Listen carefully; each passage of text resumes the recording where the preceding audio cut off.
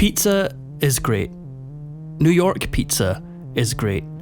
But all the videos on YouTube about how to make New York pizza are rubbish. That's why this video exists.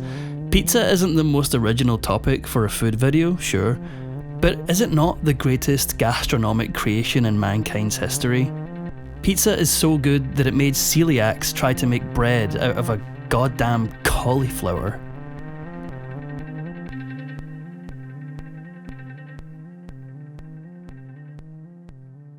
If you ask anyone where the best pizza in the world comes from, chances are they'll either say Naples if they're trying to flex about how cultured they are, or New York if they're from New York.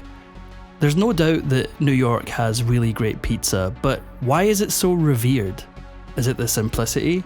Is it the accessibility? Is it the thrill of eating it on the street knowing you could be mugged at any minute?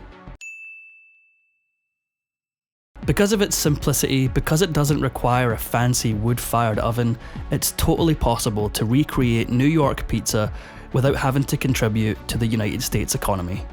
The dough is the absolute most important part of making good pizza. It's the part where you can really influence the finished product.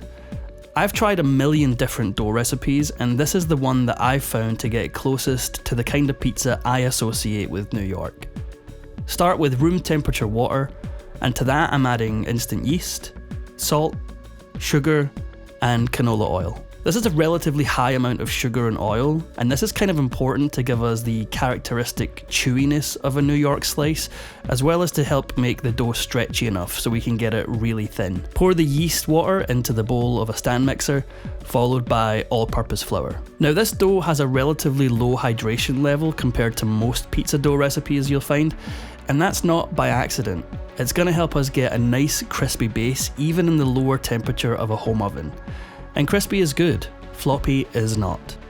This is mixed for about 10 minutes until we've developed enough gluten so that pulling on it like this doesn't tear it. Then I'm going to cover the bowl and let it rest for half an hour. Once it's rested, I'll divide it into two pieces about 450 grams each, form them into nice tight balls, and then these are going to go onto an oiled tray. Lightly oil the tops and cover with plastic wrap. These are going into the fridge to ferment for at least 24 hours, but ideally 2 or 3 days. The longer fermentation time will give us more flavour. I've used dough that's been in the fridge for like a week and it's fine. On the day that you want to make pizza, pull the dough out of the fridge a few hours in advance so that it comes up to room temp. Now, you'll hear a lot about the secrets of New York style pizza. Things like how the tap water in New York is somehow responsible for the unique flavour, and for the most part, a lot of these secrets are apocryphal at best. But when it comes to the sauce, lots of New York pizza places actually do use these cans of pre-made sauce by a company called Stanislaus. They have a few different varieties, but one of the most commonly used is this one, Full Red. If you can find it, then it's definitely worth getting because there's something about it that just seems to evoke New York pizza. The flavour is really bright and fresh with a good amount of sweetness. I'm just adding a touch of seasoning to it, but really it's good to go straight from the can. Side note, this stuff makes really good pasta sauce. Of all the supermarket varieties of low moisture mozzarella that I've tried, this is my favourite. Whatever you do, don't use pre-shredded cheese because it's usually coated in cellulose, which will mess up the way it melts. I prefer to cut it up and throw it into a food processor rather than shred it. The little small dice that you get from doing this just gives better coverage and melts more evenly. I'm going to make 2 pizzas, a plain cheese and a pepperoni. For the pep, I'm using Hormel because it's just a solid standard pepperoni, nothing fancy. I'm going to set my oven to 550 degrees Fahrenheit and let it preheat. This stuff is semolina. It's made from durum wheat and it's typically used to make pasta. It's going to help us to stretch this dough out without it sticking all over the place. Dunk both sides of the dough ball into the semolina.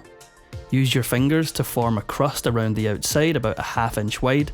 This next part takes a little practice, but you want to lift the dough up and let it hang as you pass it through your hands. Don't let it hang too long because it'll tear. Then use your knuckles to kind of stretch and rotate the dough. Let gravity do most of the work, otherwise Isaac Newton invented it for nothing. Some people will tell you that real New York pizzerias don't use screens and that using one is kind of a cheat or something. These people are just silly. There's nothing wrong with using a screen, lots of fantastic pizza places do, and for a home cook it's a really great way to get your pizza to a consistent size and shape. This is a 16-inch screen because we're making 16-inch pizzas. Drape the dough over the screen and take a minute to just stretch it into shape. You'll find that the dough is much thicker around the edges, so if you need to do any stretching, do it from there. If you see any bubbles, give them a pop, otherwise they'll end up cremated. Now when it comes to topping a New York pizza, I really think that less is more. It's tempting to throw a heck ton of sauce and cheese on there, but really you'll get better results by actually being a bit stingy. For this 16-inch pizza, I'm using about 200 grams of sauce and about 250 grams of cheese. Give the screen a tap to shake off any excess semolina because that'll also burn in the oven. This pizza will cook in about 7 or 8 minutes with the rack in the middle, and like most ovens, mine has hot spots, so I need to get in and rotate it a couple of times to make sure it cooks evenly. If you want to cosplay as a New York pizzaiolo, then slide this bad boy into a pizza box, slice it up, and you're good to go. I mean, come on, look at it. It's thin, chewy, crispy, cheesy, and delicious. So even if you live in a small village in Kazakhstan, or in Scotland where our idea of pizza is this abomination, you too can now enjoy the authentic, original, world famous Joe's Ray's pizza. Cowabunga. You just can't beat the old classics.